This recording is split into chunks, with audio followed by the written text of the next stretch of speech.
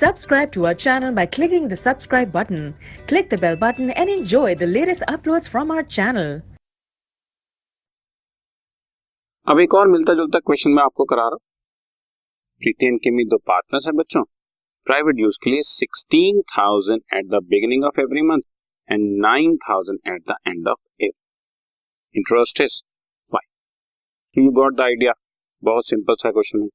Interest on drawings formula प्रीति का total drawings 16,000 into 12 1,92,000 into rate of interest is 5% into averages, क्योंकि beginning में निकाल रही है तो 6.5 डिवाइड बाय 12। सो इसको मैं कैलकुलेट कर देता हूं। 1,92,000 का 5% डिवाइड बाय 12 इंटू 6.5 5,200।